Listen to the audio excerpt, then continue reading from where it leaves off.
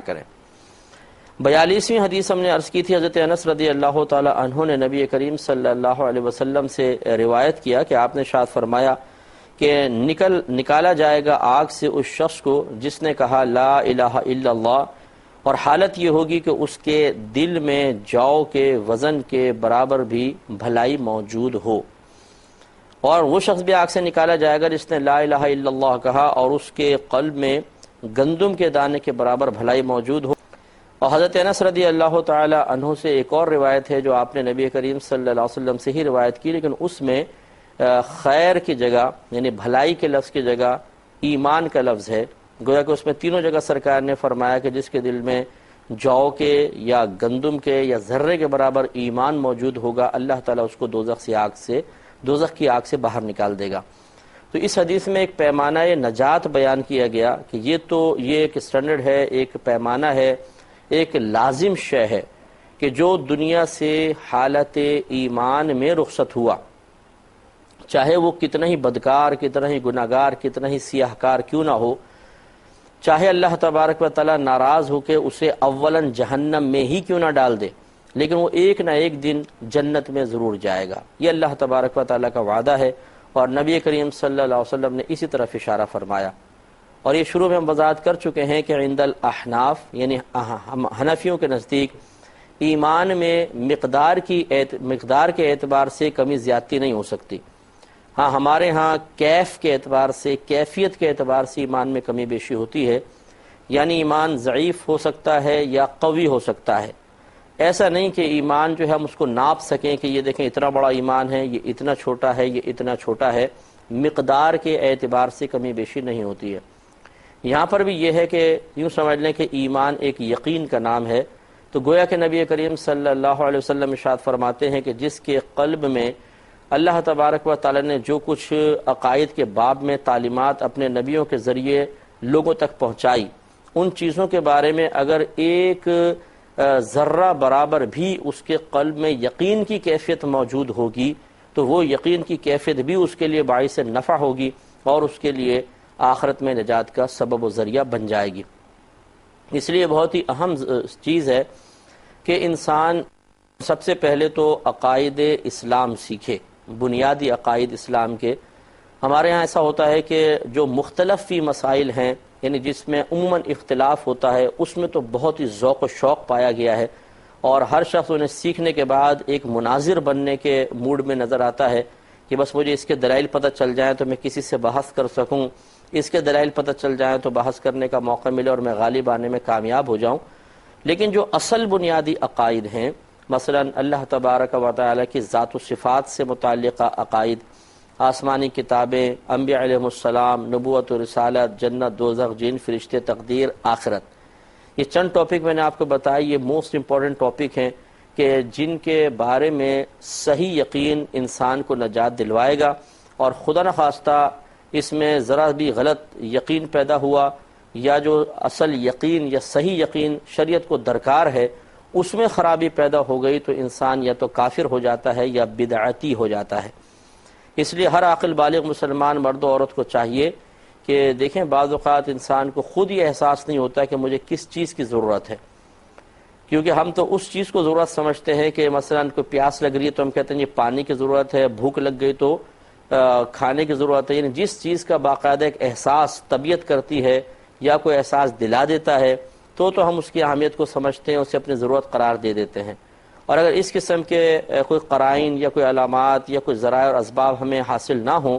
جو حقیقتاً ہماری ضرورت کی نشاندہی کر رہے ہوں تو ہمیں اتنا شعور نہیں ہوتا کہ ہم کسی کے پاس جا کے پوچھ لیں کہ یہ بتائیے کہ مجھے آخرت کی بہتری کے لیے اللہ تبارک و تعالیٰ کی بارگاہ میں درجات قرب حاصل کرنے کے لیے کس کس چیز کی ضرورت ہے، اور وہ میرے پاس ہے یا نہیں ہے، ہونا یہ چاہیے۔ تو اس لیے جب ہم خود بتکلف کسی کے پاس جائیں گے اور اس طرح عقائد دلائل کے ساتھ سیکھیں گے تو پھر یہ ہے کہ ایمان مضبوط رہے گا، اور جتنا ایسے لوگوں کی صحبت میں رہیں گے، ایسے علوم تا حیات حاصل کرتے رہیں گے، اتنا ہی ہمارا یقین مضبوط سے مضبوط تر ہوگا اور دل اس یقینی کیفیات کے ساتھ رہے گا۔ اس کے برعکس جو مسلمان ان چیزوں میں اپنی ضرورت کو تلاش نہ کرے یا اسے احساس و شعور ہی نہ ہو کہ کہ مجھے یہ چیزیں سیکھنی بھی چاہیے، اور پھر ایسے لوگوں کی صحبت اختیار کر کے رکھے جو جاہل قسم کے ہیں، غافل قسم کے ہیں، تو پھر شیطان آپ کو پتہ ہے کہ بڑے پری پلاننگ، بہت ٹیکنیکل طریقے سے انسان کے اس یقین کو آہستہ آہستہ زائل کر دیتا ہے، اور جس دن قلب سے یہ یقین زائل ہوگا اس دن انسان دائرہ اسلام سے نکل کر اور کافر و مرتد ہو سکتا ہے۔ میں سے ایک آپ کو مثال سمجھاتا ہوں کہ دیکھیں، یہ جو کہا جاتا ہے کہ جی ایمان زائل ہو گیا، ایمان ضائع ہو گیا، تو جیسے کہ آپ کو بتایا کہ ایمان تو ایک قلبی کیفیت کا نام ہے، یہ قلبی یقین کا نام ہے کہ نبی کریم صلی اللہ علیہ وسلم اللہ تعالیٰ کی جانب سے جو کچھ لے کر آئے، دل سے اس بات کا یقین رکھنا، اس بات کی تصدیق کرنا کہ وہ حق اور سچ ہے، اسی کا نام ایمان ہے۔ تو بس زوال ایمان کا تصور یہ ہے کہ شیطان اس یقین کو زائل کرتا ہے، اور جب یہ یقین زائل ہوتا ہے تو چونکہ ایمان کوئی مادی شے تو ہے نہیں کہ جو باقاعدہ وزن رکھتی ہو، اور ہم یہ کہیں کہ جی کندھے پہ وزن محسوس ہو رہا ہے اس کا مطلب ہے ایمان ہے، اور جب کندھا ایک دم ہلکا ہلکا سے محسوس ہوا تو ہم نے کہا جی یہ پتہ نہیں شاید ایمان چھن گیا، کندھا ہلکا ہو گیا، ایسا تو نہیں ہوگا۔ لہذا شیطان اس یقین کو زائل کر دیتا ہے جو یقین آخرت کی نجات کے لیے ضروری ہے، اور جس کی نشاندہی سرکار نے اس حدیث میں فرمائی،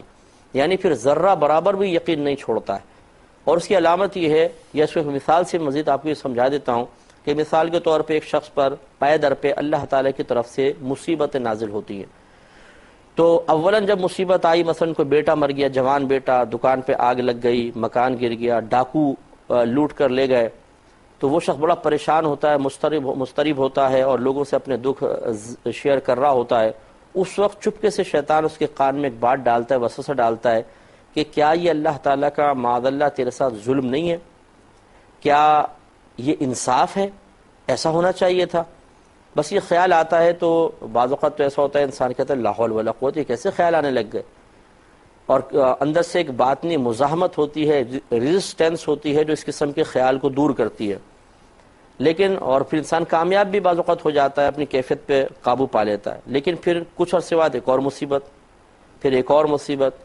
تو پھر شیطان فوراً کان میں آ کے کہتا ہے کہ دیکھا میں تو پہلے کہہ رہا تھا کہ تجھ پہ اللہ تعالیٰ معاذ اللہ ظلم کر رہا ہے، تیرے ساتھ یہ ایسا کیوں ہو رہا ہے، دوسرے کے ساتھ کیوں نہیں ہوتا؟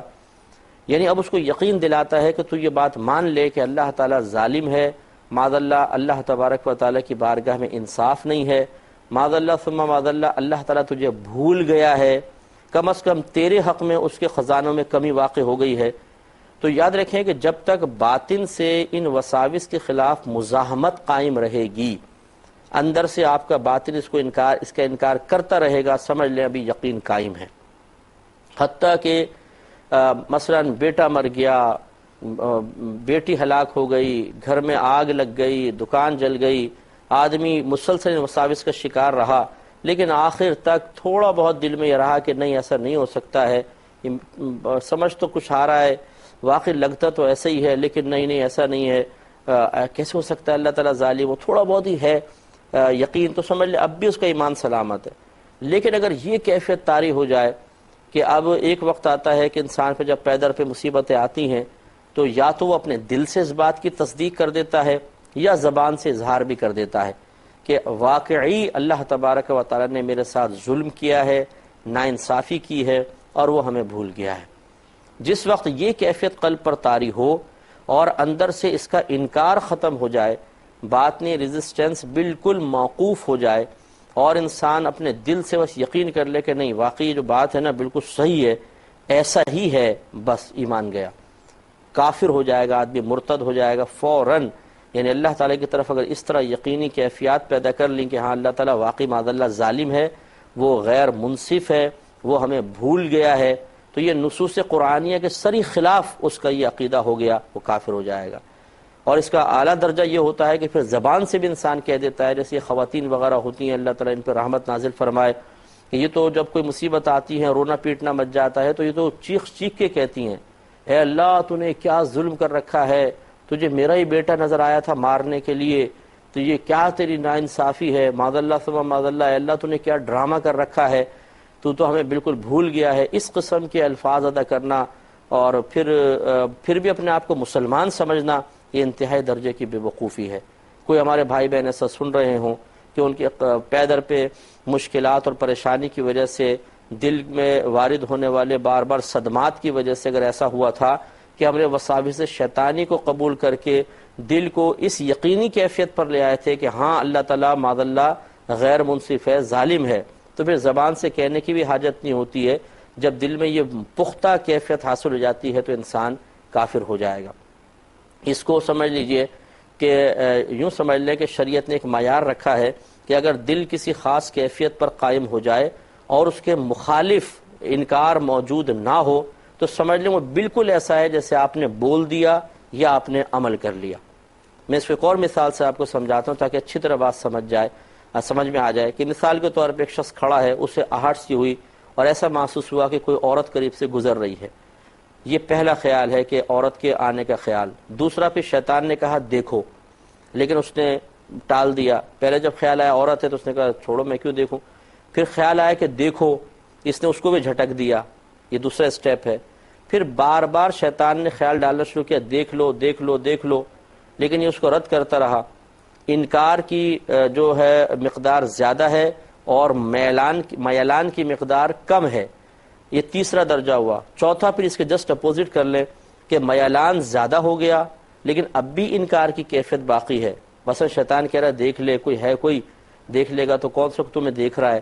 اچھا میں دیکھتا ہوں، اس کا ذہن بنا اس سے ادھر ادھر دیکھ رہا ہے، کوئی ہے تو نہیں، لیکن انکار کی کیفیت اب بھی ہے۔ اور لاسٹ سٹیج